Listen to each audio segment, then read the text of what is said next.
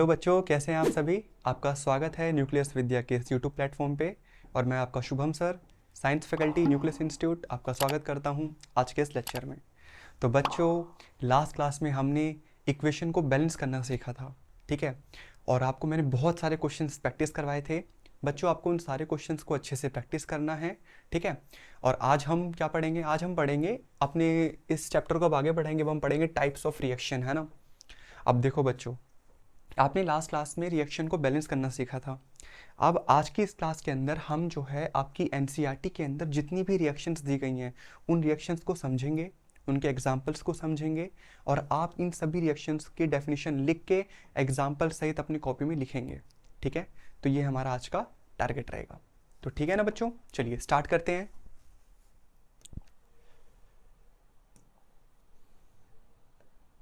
चलिए, तो बच्चों, जब हम अपनी एनसीईआरटी को उठाते हैं हम देखते हैं कि ना एनसीईआरटी ने बैलेंसिंग इक्वेशन के बाद टाइप्स ऑफ रिएक्शन की बात की है। टाइप्स ऑफ रिएक्शन में वो बात करता है कॉम्बिनेशन रिएक्शन की, डीकम्पोजिशन रिएक्शन की, डिस्प्लेसमेंट रिएक्शन की, डबल डिस्प्लेसमेंट रिएक्शन की, ठीक है।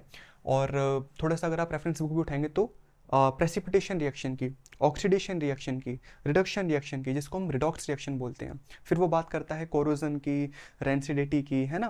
तो ये सब हम बातें करेंगे, पर अभी हम देखिए जो रिएक्शन, पहली रिएक्शन है उसको समझना स्टार्ट करते हैं। अब हम एक एक करके इन रिएक्शंस को उठाएंगे और इनको अच्छे से समझेंगे। देखिए हमें क्या क्या पढ़ना है आज, combination, decomposition, displacement, double displacement. और ये जो है ये हम बच्चों अपनी नेक्स्ट क्लास में समझने की कोशिश करेंगे, या फिर हो सके तो इसी क्लास में समझने की कोशिश करेंगे। ऑक्सीडेशन एंड रिडक्शन क्या होता है, ये सब चीज़ें हम समझेंगे, ठीक है ना। चलिए स्टार्ट करें। तो बच्चों, हाँ, अब हमारी सबसे पहली रिएक्शन आती है कॉम्बिनेशन रिएक्शन। देखिए बच्चों, रिएक्शन ना कई प्रकार की होती हैं, बहुत सारी रिएक्शन होती हैं। अब उन रिएक्शंस को हमने अलग अलग कैटेगरीज में क्लासिफाई कर रखा है। जैसे जिन रिएक्शंस में चीज़ें कंबाइन होती हैं उनको हम बोलते हैं कॉम्बिनेशन रिएक्शन। हमने रिएक्टेंट्स को मिलाया और रिएक्टेंट्स कंबाइन होकर के एक पर्टिकुलर प्रोडक्ट बना रहे हैं, है ना। कंबाइन होकर के दो चीज़ें कंबाइन होकर एक न्यू प्रोडक्ट बना रही है, दैट इज कॉम्बिनेशन रिएक्शन, जो कंबाइन होकर के बना रही है। आप समझ पा रहे हैं।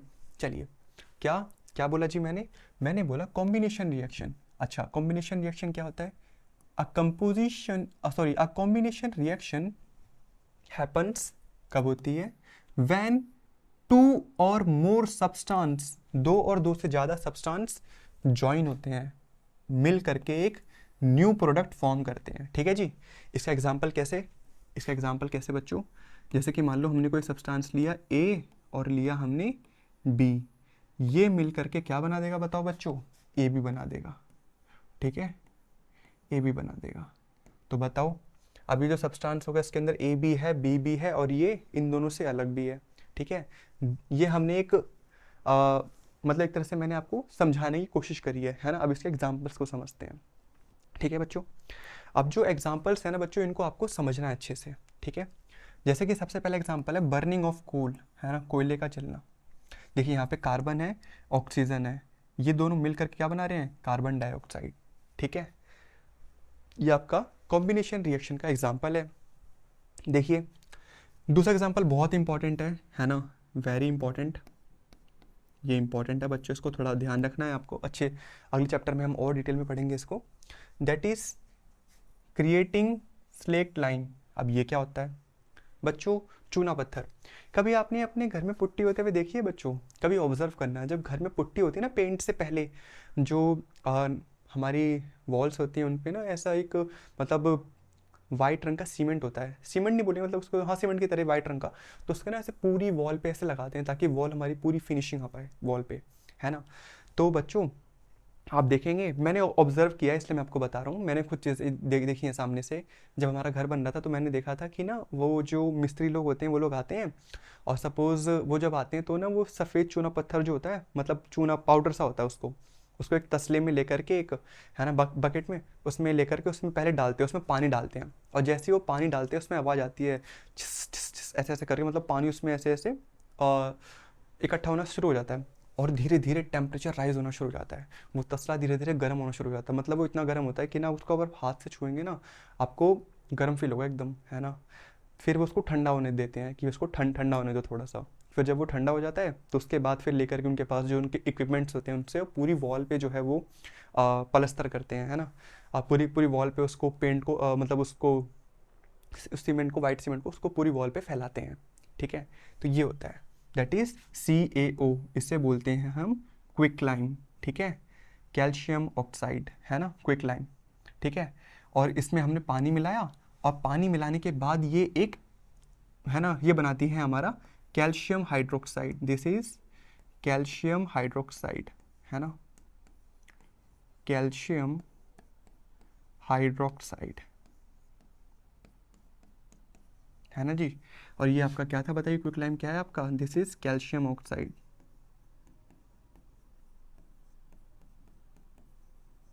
दिस इज बच्चों कैल्शियम ऑक्साइड, ठीक है।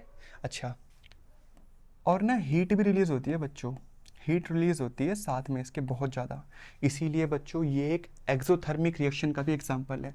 कौन से रिएक्शन का, एक्सोथर्मिक। अब ये क्या होता है, ये सब चीज़ें आप आगे पढ़ेंगे, बट फिर भी मैं आपको धीरे धीरे समझाने की कोशिश करता हूँ कि आपने चीज़ें, आपको ऐसा ना हो कि जब आप बाद में चीज़ें सुने तो आपको लगे कि हम पहली बार सुन रहे हैं, नहीं। एक्सोथर्मिक रिएक्शंस वो रिएक्शंस होती हैं जिन रिएक्शन में हीट जो होती है वो इवॉल्व होती है, हीट निकलती है ना। इन रिएक्शंस के अंदर हीट निकलती है। इसी तरह से एक एंडोथर्मिक होती है जिसमें हमें हीट देनी पड़ती है, ठीक है। इन रिएक्शंस में हीट निकलती है, इसको हम क्या बोलते हैं, एक्सोथर्मिक रिएक्शन, ठीक है जी। बोलिए सही है, ये बात आप याद रखेंगे, बिल्कुल याद रखेंगे। ठीक है भाई साहब, आगे बढ़ते हैं। ये बात आपको समझ में आई, एक बार फिर से थोड़ा सा रिपीट कर दूंगा। कैल्शियम ऑक्साइड को हम पानी में डालेंगे तो कैल्शियम हाइड्रोक्साइड बनेगा, जिसे हम स्लेग लाइम बोलते हैं, और इसके साथ साथ हीट रिलीज होगी, ठीक है जी। चलिए अब एक और एग्जांपल लेते हैं। ये एग्जांपल क्या है, making of water from hydrogen and oxygen, ठीक है।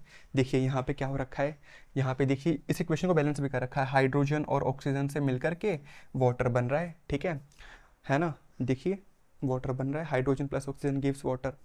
तो अब आप देखेंगे और आप सोचेंगे कि ठीक है सर, हम तो जो है ऑक्सीजन लेकर के आएंगे, ऑक्सीजन हमारे एटमॉस्फेयर में है ही, हाइड्रोजन गैस ला करके पानी बना देंगे।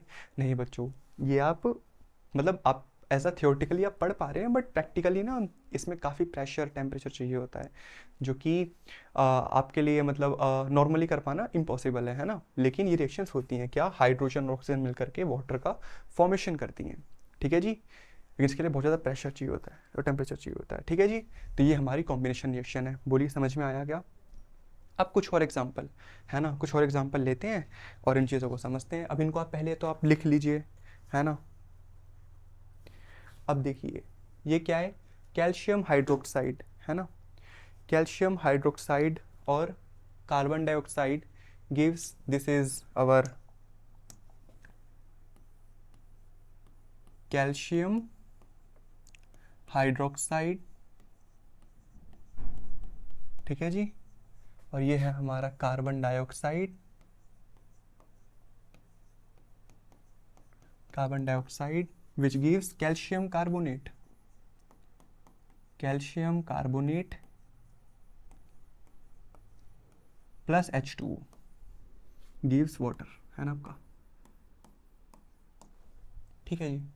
अब देखिए यहाँ पे जब हम कैल्शियम हाइड्रोक्साइड को कार्बन डाइऑक्साइड के साथ रिएक्ट करवाते हैं तो बच्चों फॉर्मेशन होता है कैल्शियम कार्बोनेट का, ठीक है। ये एक कॉम्बिनेशन रिएक्शन का पार्ट है। यहाँ पे देखिए कैल्शियम हाइड्रोक्साइड के साथ ऑक्सीजन कंबाइन करती है तो फॉर्म करती है कैल्शियम कार्बोनेट का, ठीक है। इस चीज़ का आपको ध्यान रखना, ये एक अच्छा एग्जाम्पल है, ठीक है। इसको आपको लिखना है, जरूर इंक्लूड करना है अपनी कॉपी में, ठीक है। अब देखिए ये है NH4। अगला एग्जांपल लेते हैं। अब बच्चों NH4 क्या होता है, ये होता है अमोनिया, है ना। अमोनिया आप लोगों ने जरूर इसकी स्मेल सुनी होगी, कैसे, है ना तो आप जब पब्लिक वॉशरूम्स में जाते हैं तो वहाँ पे आती है ना। ऑल्दो आप केमिस्ट्री के जब अपने लैब्स वगैरह में जाएंगे, है ना, वहाँ पे आपको जब एक्सपेरिमेंट आप करेंगे तो वहाँ पे भी आप इसको देखेंगे, है ना, अमोनिया, AMMONI, ये है अमोनिया का example. This is HCl, hydrogen chloride, hydrogen chloride, ठीक है जी भाई साहब। ये मिल करके बनाता है, फॉर्मेशन करता है अमोनियम क्लोराइड का, दिस इज अमोनियम क्लोराइड,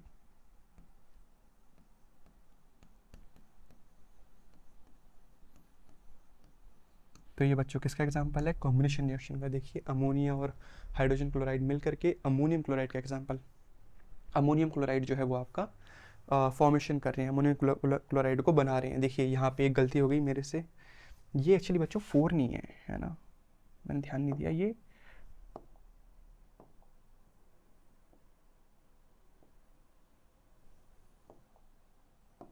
ठीक है जी। चलिए ये एग्जाम्पल आप लिखेंगे अपनी कॉपी में, और अब हम आगे बढ़ते हैं। ठीक है, this is examples of combination reaction.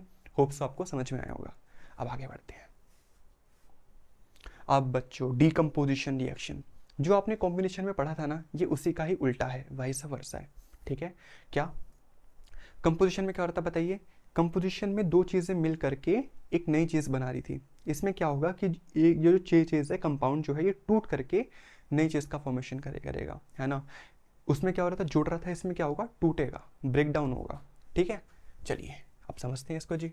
तो हम पढ़ रहे हैं डीकम्पोजिशन रिएक्शन। ठीक है जी भाई साहब, है ना। हम क्या पढ़ रहे हैं, हम पढ़ रहे हैं डीकम्पोजिशन रिएक्शन। इसका मतलब क्या होता है, इसका मतलब होता है ब्रेक डाउन होना, है ना, ब्रेक डाउन होना, टूटना। ठीक है, ठीक है, this is vice of verse of combination reaction. चलिए पढ़ते हैं। A decomposition reaction happens when one substance, जो आपका एक सब्सटेंस है वो ब्रेक करे, टूट जाए, कितने में, दो या दो से ज़्यादा प्रोडक्ट्स में, उसको हम क्या बोलते हैं, डीकम्पोजिशन रिएक्शन। डीकम्पोजिशन रिएक्शन वो रिएक्शन होती है जिसमें आपका एक कंपाउंड दो या दो से ज़्यादा कंपाउंड्स में टूट जाए, उसका ब्रेक डाउन हो जाए, दैट इज डीकम्पोजिशन रिएक्शन। ठीक है, दिस कैन अकर थ्रू,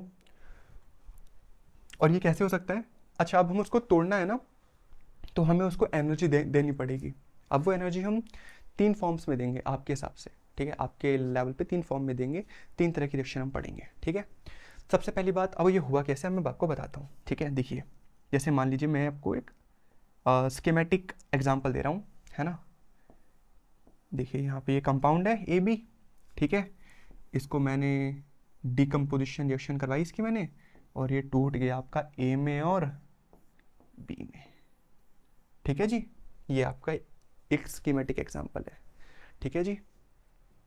अच्छा, अब मैं उसको कैसे तोड़ सकता हूँ, या तो मैं यहाँ पे इसको हीट दे सकता हूँ, हीट से तोड़ सकता हूँ, मुझे एनर्जी देनी पड़ेगी।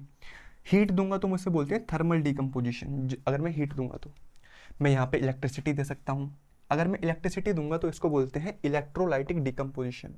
ठीक है, और मैं यहाँ पे लाइट दे सकता हूँ, लाइट के थ्रू, फोटोन्स के थ्रू, इसे बोलते हैं फोटोलाइटिक डीकम्पोजिशन। कितने डीकम्पोजिशन, 3 डीकम्पोजिशन। अब कैसे, जैसे समझिए, यहाँ पे आपका एक H2O का एग्जाम्पल है, H2O। ठीक है जी,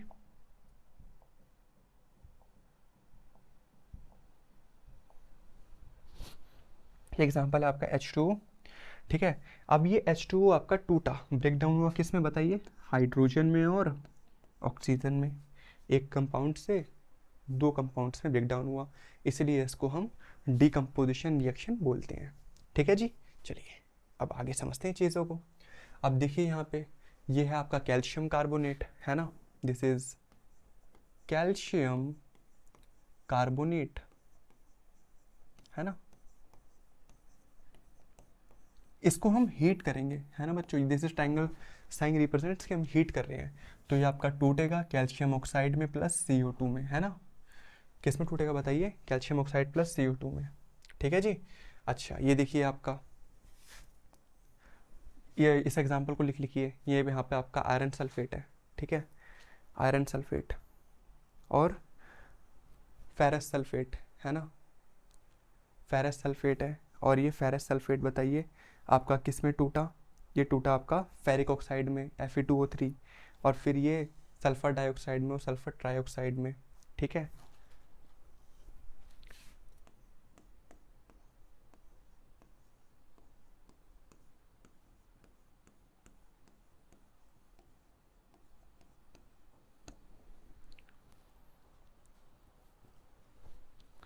फेरस सल्फेट किस में टूटा, आपका फेरिक ऑक्साइड में टूटा भाई। दिस इज सल्फर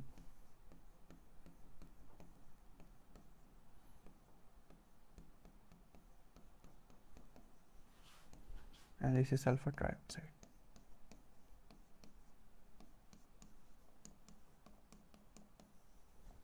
ठीक है जी, and this is calcium oxide.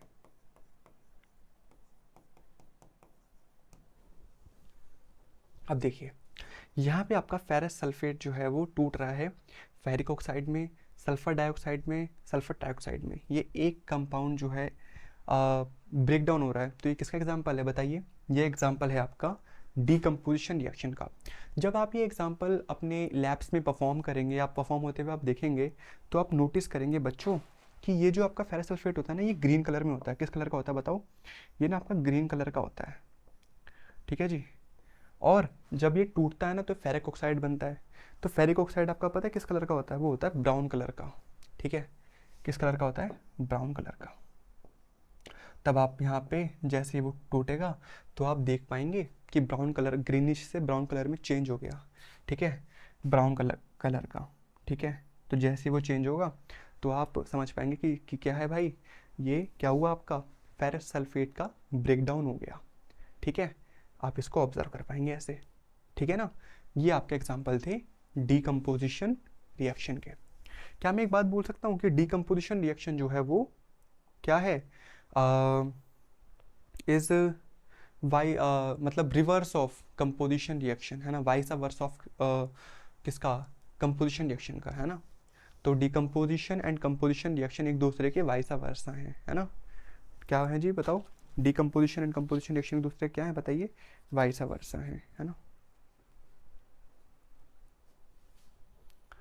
अच्छा जी, अब हम बढ़ते हैं आगे। हाँ, अब देखिए डीकम्पोजिशन रिएक्शन मैंने बोला था 3 प्रकार से हम इसको तोड़ सकते हैं। अब हमें एनर्जी देनी पड़ेगी रिएक्शंस को करने के लिए, है ना। ठीक है जी, अब एनर्जी देनी पड़ेगी तो हम इसको 3 प्रकार से तोड़ सकते हैं। जैसे कि यहाँ पे देखिए थर्मल, है ना। थर्मल से नाम से समझ में आ रहा है कि, है ना, हम यहाँ पे हीट देंगे और हीट दे के हम उसको कंपाउंड को हम तोड़ेंगे, ठीक है। फोटो डिकम्पोजिशन नाम से समझ में आ रहा है भाई, क्या देंगे बताइए?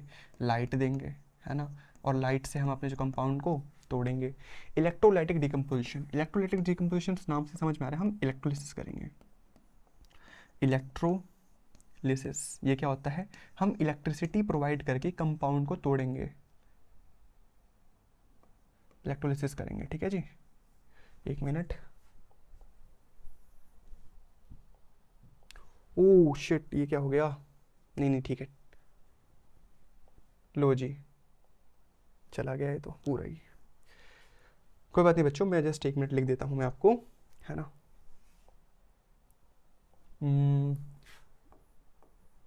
डिकम्पोजिशन, मेरे से वो डिकम्पोजिशन रिएक्शन जो है हमारी,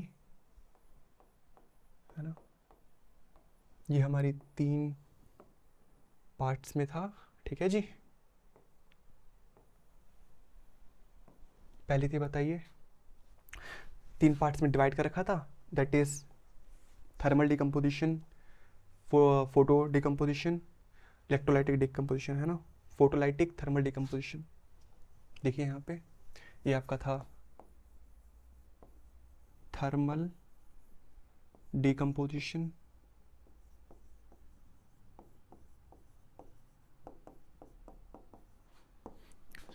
फोटोलाइटिक डिकम्पोजिशन,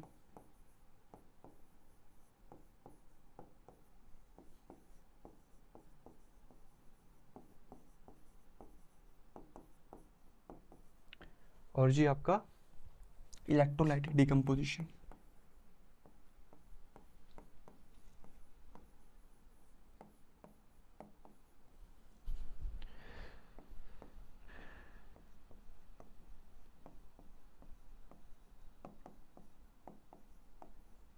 ठीक है जी, अब हम इसको समझते हैं।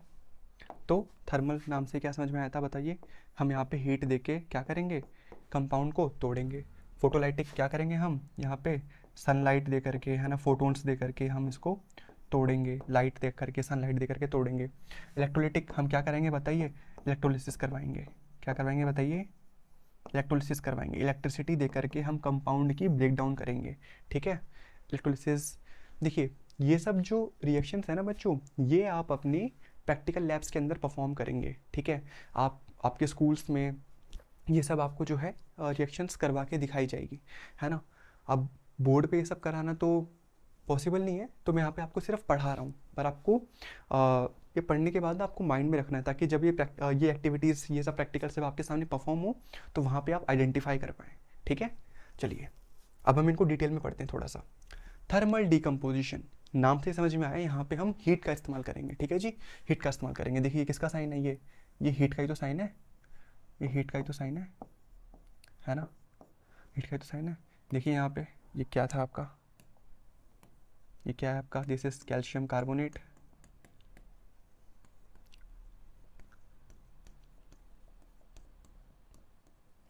कैल्शियम कार्बोनेट को जब हम हीट करेंगे तो ये आपका टूटा, दैट इज कैल्शियम ऑक्साइड में,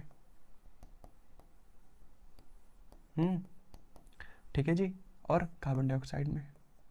तो ये इसका एग्जाम्पल है, आपको याद रखना है, ठीक है।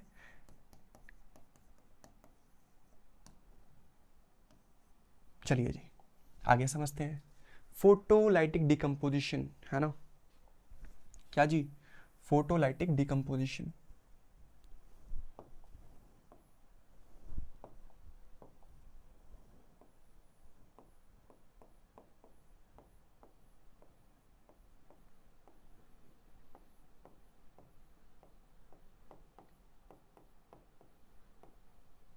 चलिए बच्चों अब समझते हैं। आपको पता है इस रिएक्शन के अंदर हम सनलाइट का यूज़ करके फोटोन्स के, सनलाइट जब आती है तो पता है वो ना फोटोन्स के फॉर्म में आती है ना, जिसको हम बोलते हैं क्वांटा, है ना। छोटे छोटे छोटे छोटे छोटे फोटोन के पार्टिकल्स होते हैं जिनको हम क्वांटा बोलते हैं, है ना, उन फॉर्म्स में आती है। और इसका इस्तेमाल करके हम फोटो सेंसिटिव कंपाउंड्स, जैसे कि आपका दिस इज एजी, एजी को मतलब सिल्वर को एजी बोलते हैं ना, दिस इज आपका सिल्वर ब्रोमाइड, है ना बच्चों, सिल्वर ब्रोमाइड, है ना, दिस इज आपका सिल्वर क्लोराइड। बच्चों ये ना आपके ना फोटो सेंसिटिव कंपाउंड्स हैं, क्या हैं बताइए, फोटो सेंसिटिव कंपाउंड्स।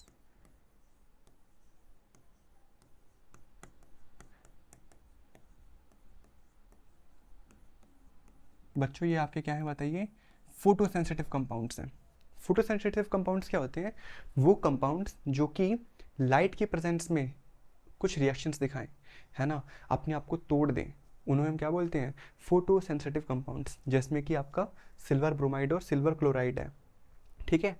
अच्छा अब यहाँ पे मैंने सनलाइट दिखाई, सनलाइट से जब हम इसमें पास करवाएंगे तो ये टूटेगा आपका Ag में और Cl2 में, ठीक है, Ag में और Cl2 में, ठीक है जी।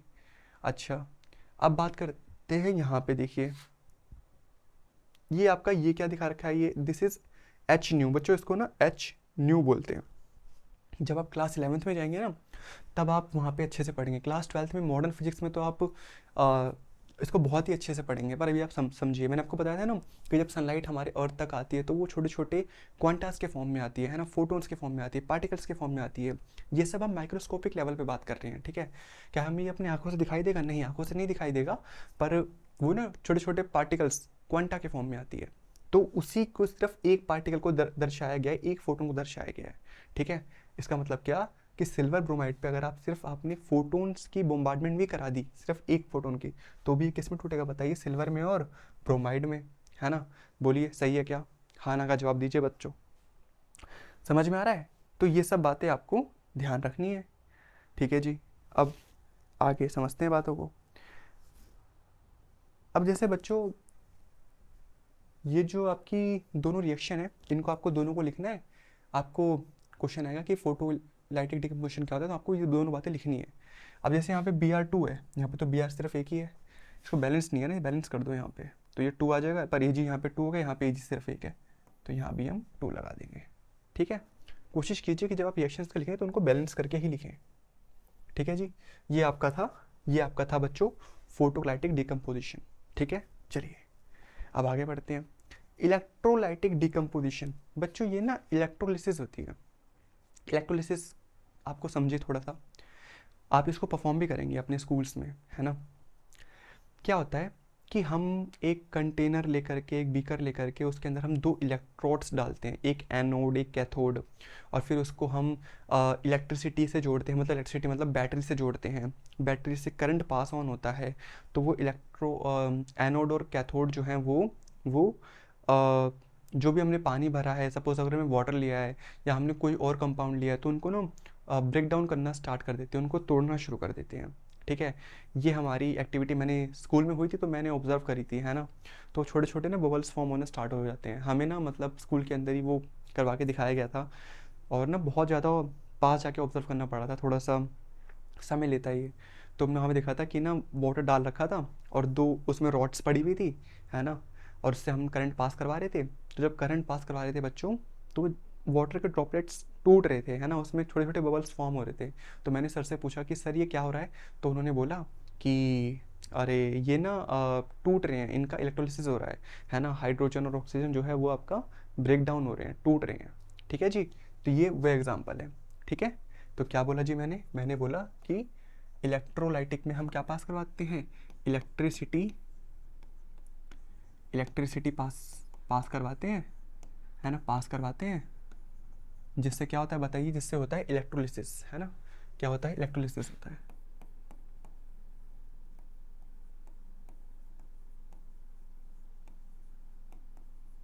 ठीक है भाई साहब, चलिए, जैसे कि आपका H2 में इलेक्ट्रिसिटी पास करवाई, ये आपका बना हाइड्रोजन और ऑक्सीजन। ठीक है जी, ये बच्चों आप अपने स्कूल्स में देखेंगे ज़रूर। ठीक है, अब देखिए यहाँ पे Al2O3, है ना, ये भी एग्जांपल है आपका Al2O3, एलुमिनियम ऑक्साइड। अब इसके अंदर हमने इलेक्ट्रिसिटी पास करवा दी, है ना।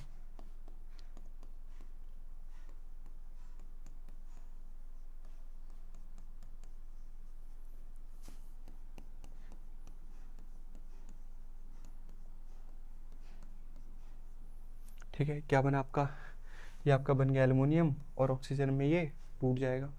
बोलिए, क्लियर है क्या, ये सब बातें आपको समझ में आई बच्चों? इनको ना आपको अच्छे से लिखना है समझ के, ये सब चीज़ें आप अपने स्कूल में परफॉर्म होते हुए देखेंगे। ठीक है, चलिए जी, हाँ, अब आते हैं डिस्प्लेसमेंट रिएक्शन पे। अब हमने 2 रिएक्शन पढ़ ली, क्या हमने पढ़ी, कंपोजिशन डिकम्पोजिशन, दोनों एक दूसरे के वाइस वर्सा हैं, है ना। कंपोजिशन में जो हो रहा था, डिकम्पोजिशन में बिल्कुल उसका उल्टा होगा। कंपोजिशन में क्या हो रहा था, कंपोजिशन के अंदर बच्चों, कंपोजिशन के अंदर क्या हो रहा था, कंपोजिशन के अंदर बच्चों क्या हो रहा था, 2 चीज़ें मिल करके एक नई चीज़ फॉर्म हो रही थी, मिल करके एक नई चीज़ फॉर्म हो रही थी। और डिकम्पोजिशन में बताइए क्या होता है, डिकम्पोजिशन में एक कंपाउंड 2 से या 2 से ज़्यादा कंपाउंड्स में टूट जाता है। ठीक है, 2 से ज़्यादा, 2 या 2 से ज़्यादा सब्सटेंस में टूट जाता है, दैट इज डिकम्पोजिशन। तो दोनों एक दूसरे के विपरीत हो रहे हैं ना, उल्टा हो रहे हैं ना, that's why we called it's vice versa. ठीक है जी, चलिए, अब हम पढ़ते हैं डिस्प्लेसमेंट रिएक्शन। ये हमारी अगली रिएक्शन है। डिस्प्लेस से क्या समझते हैं, डिस्प्लेस का मतलब किसी और को हटा के खुद उसकी जगह ले लेना, उसे बोलते हैं डिस्प्लेस करना, है ना। आपने देखा होगा आजकल, है ना, आपके साथ भी हो रहा होगा, आपके फ्रेंड्स वगैरह होते हैं, कुछ समय के लिए आपके फ्रेंड्स रहते हैं, फिर वो डिस्प्लेस हो जाते हैं, या फिर आप ही डिस्प्लेस आपको ही डिस्प्लेस कर देते हैं, है ना, कोई और फ्रेंड बना लेते हैं, नया दोस्त बना लेते हैं, है ना। तो छोड़िए, ये एग्जांपल नहीं लेना चाहिए था। देखिए, डिस्प्लेसमेंट रिएक्शन क्या होती है, क्या, when a more reactive elements, है ना, वो डिस्प्लेस कर दे लेस रिएक्टिव एलिमेंट्स को इन अ कंपाउंड, है ना, क्या, जो ज़्यादा रिएक्टिव है वो लेस रिएक्टिव को डिस्प्लेस कर दे। ठीक है जी, है ना। चलिए, अब जैसे कि इसका एक मैं स्कीमेटिक एग्जांपल लेता हूँ, दैट इज AB। ठीक है, नहीं एक मिनट रुक जाइए, मैं इसको जो है, 1 मिनट, A प्लस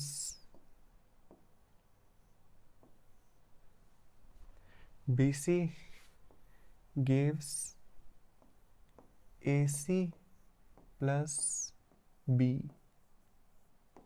ठीक है जी, ये एक स्कीमेटिक एग्जांपल है, क्या बताइए क्या। देखिए, ये जो आपका A है, इसने B को डिस्प्लेस कर दिया, क्यों, क्योंकि ये बताइए क्या, है ना, क्योंकि ये मोर रिएक्टिव था, more reactive then B, B से ये ज़्यादा रिएक्टिव था और ये लेस रिएक्टिव था, है ना, दिस इज लेस रिएक्टिव। तो इसने क्या करा, इसको डिस्प्लेस कर दिया और खुद इसकी जगह ले ली और बी को बाहर निकाल दिया, है ना। ऐसा ही होता है ना बच्चों, आपके साथ भी ऐसा ही हुआ होगा, है ना। ठीक है, चलिए अब देखिए यहाँ पे क्या है, Fe plus copper sulphate gives FeSO4 plus Cu, है ना। तो बच्चों ये आयरन कॉपर सल्फेट, आपको पता है जब आप कॉपर सल्फेट का सॉल्यूशन देखेंगे ना तो आप पहचान जाएंगे इसको, क्यों, क्योंकि ये ना ब्लू कलर का होता है, ठीक है। तो ये कॉपर सल्फेट सॉल्यूशन है। देखिए यहाँ पे ये आयरन जो है ना, ये ज़्यादा रिएक्टिव है कॉपर से, ठीक है। तो इसने इसको हटा करके खुद इसकी जगह ले ली और बना दिया आयरन सल्फेट और कॉपर को हटा दिया, ठीक है, आयरन सल्फेट बना दिया। जब आयरन सल्फेट बनेगा तो ये पहले कौन से कलर में था बताइए, ये पहले ब्लू कलर में था ना। जब ये आयरन सल्फेट बन जाएगा ना, जब हम इसको रिएक्ट करवाएंगे कॉपर सल्फेट को आयरन के साथ, तो पता है ये जो ब्लू कलर है ना ये थोड़ा फेड हो जाएगा। बताइए क्या हो जाएगा, blue colour, blue colour fade हो जाएगा, फेड हो जाएगा, ठीक है, फेड हो जाएगा। तो हमें इससे पता चलेगा कि ब्लू कलर थोड़ा फेड हो गया, तो यहाँ पे क्या हुई है, डिस्प्लेसमेंट रिएक्शन हुई है। यानी इसका मतलब क्या है कि आयरन ने कॉपर को डिस्प्लेस कर दिया, जिस वजह से ब्लू कलर जो है वो फेड हो गया, ठीक है जी। चलिए अब देखिए यहाँ पे अगला एग्जांपल लेते हैं बच्चों, है ना। यहाँ पे ये जिंक है, फेरस सल्फेट। अब जिंक ने Fe को क्या कर दिया, डिस्प्लेस कर दिया, है ना। जिंक ने इसकी जगह ले ली भाई, जिंक ने इसकी जगह ले ली, बोला तुम हट जाओ मैं आ जाऊँ, ठीक है। देखिए जिंक सल्फेट बन गया और आयरन को हटा दिया गया, ठीक है, कॉपर सल्फेट, ठीक है। अब कॉपर सल्फेट बताइए किसके किसके साथ जो है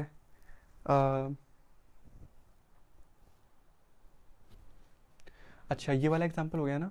इसमें भी थोड़ा सा बच्चों कलर का याद रखेंगे। जिंक सल्फेट, जिंक जो होता है वो आपका जिंक सल्फेट ने यहाँ पे आपके आयरन सल्फेट को, सॉरी जिंक ने आयरन सल्फेट को हटा के जिंक सल्फेट बना दिया, ठीक है कोई बात नहीं। चलिए हाँ, copper sulphate, copper sulphate plus iron gives FeSO4 plus Cu, है ना। अब कॉपर सल्फेट बच्चों, कॉपर सल्फेट का कलर क्या था बताइए, आइए बताया था मैंने कुछ समय पहले, ब्लू, ब्लू कलर में था, ठीक है। आयरन का कलर क्या होता है, आयरन तो हमेशा ग्रे फॉर्म में पाया जाता है ना, ग्रे फॉर्म में पाया जाता है, ठीक है। और जब ये ग्रे फॉर्म में पाया जाता है, और पता है जब ये आयरन सल्फेट बनाएगा ना, इस ये बनाता है ग्रीनिश, थोड़ा सा ग्रीनिश हो जाता है, ग्रीनिश फॉर्म में बन जाता है ये। और कॉपर, कॉपर बच्चों फिर ये ना आपका reddish brown, reddish brown colour में मिलता है आपको ये सब जब आप रिएक्शंस को ऑब्जर्व करेंगे ना तब आप इन कलर्स को नोट करेंगे, ठीक है। कॉपर सल्फेट ने, देखिए यहाँ पे कॉपर सल्फेट ने आयरन सल्फेट, मतलब आयरन सल्फेट ने, मतलब आयरन ने कॉपर सल्फेट को जो है देखिए डिस्प्लेस कर दिया और बना लिया आयरन सल्फेट, है ना। अब कॉपर को अलग कर दिया, पहले ये ब्लू कलर का था, हमें कैसे पता चलेगा ब्लू कलर का था, आयरन जो होता है वो ग्रे कलर का होता है ना। और ये ग्रीनिश सब्सटेंस बन गया, कंपाउंड जो है ब्लू से थोड़ा थोड़ा ग्रीनिश हो गया, और कॉपर जो है वो अलग होके रेडिश ब्राउन कलर में हमें दिख जाएगा, ठीक है। तो ये एग्जांपल था किसका, आपका डिस्प्लेसमेंट रिएक्शन का, ठीक है। चलिए डबल डिस्प्लेसमेंट रिएक्शन, डिस्प्लेसमेंट में जो हो रहा था वो डबल डिस्प्लेसमेंट में होगा, पर दोनों एक दूसरे को क्या कर देंगे बताइए, अलग कर देंगे। कैसे, जैसे कि एक स्कीमेटिक एग्जांपल लेते हैं फिर दोबारा, AB plus CD gives AC plus BD, ठीक है जी। AB, देखिए अब यहाँ पे देखिए बड़े ध्यान से, जो आपका ये AB है, ये A जो है वो किसके साथ चेंज हो गया बताइए, A के साथ चला गया, और B जो है किसके साथ चला गया बताइए, D के साथ चला गया। देखिए AC और BD, है ना। आप देख पा रहे हैं बच्चों? तो ये होता है, ठीक है। अब देखिए यहाँ पे ये आपका सिल्वर नाइट्रेट जो है वो सोडियम क्लोराइड के साथ रिएक्ट हुआ और बनाया सिल्वर क्लोराइड और बनाया सोडियम नाइट्रेट, है ना। यहाँ पे क्या आपका सिल्वर नाइट्रेट, ये आपका सोडियम क्लोराइड के साथ रिएक्ट हुआ। अब बताइए किसका फॉर्मेशन कर दिया? दैट इज सिल्वर क्लोराइड का। और बताइए ये आपका क्या बन गया? Sodium nitrate.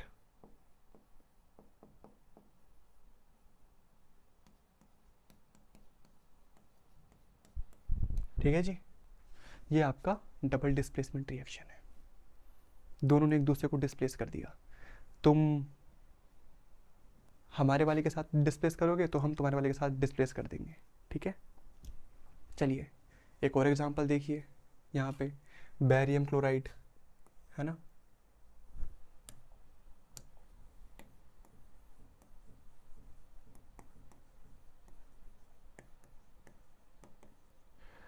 सोडियम सल्फेट के साथ रिएक्ट करके और बताइए क्या बन गया आपका? बेरियम सल्फेट बन गया और NaCl बना दिया। दोनों ने एक दूसरे को देखो हटा दिया। इसकी जगह ये कहाँ चला गया बताइए? ये चला गया आपका बेरियम के साथ चला गया, ये चला गया सल्फेट के साथ, ये सल्फेट के साथ चला गया। और ये किसके साथ चला गया बताइए? ये चला गया इसके साथ, ठीक है। डबल डिस्प्लेसमेंट, दोनों ने एक दूसरे को डिस्प्लेस कर दिया। कॉपर सल्फेट, हाइड्रोजन सल्फाइड, है ना। Copper sulphate, hydrogen sulphide. अब देखिए कॉपर सल्फेट किसके साथ चला गया? दैट इज सल्फर के साथ। तो यहाँ फॉर्मेशन हुआ कॉपर सल्फाइड का, है ना। और ये आपका ये किसके साथ चला गया? सल्फेट के साथ चला गया, दैट इज हाइड्रोजन सल्फेट, है ना।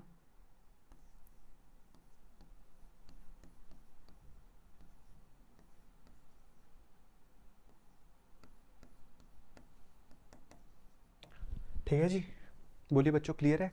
इसको हम बोलते हैं डबल डिस्प्लेसमेंट रिएक्शन। सारी रिएक्शंस आपको समझ में आई ना? होप सो समझ में आया होगा। आपको इसको लिखना है और अगर समझ ना आए तो लेक्चर को दोबारा रिवर्स करके देखना है, ठीक है। ये चीज़ इंपॉर्टेंट है, रट्टा नहीं मारना, ठीक है।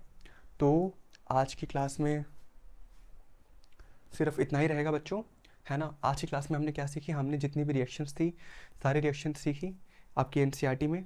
अब इसके अगली क्लास में हम पढ़ेंगे ऑक्सीडेशन, रिडक्शन, है ना, आपका कोरेजन, रेंसिडिटी, ये टॉपिक्स रह गए हैं। इन टॉपिक्स को भी कवर करके हम इस चैप्टर को एंड अप करेंगे, ठीक है।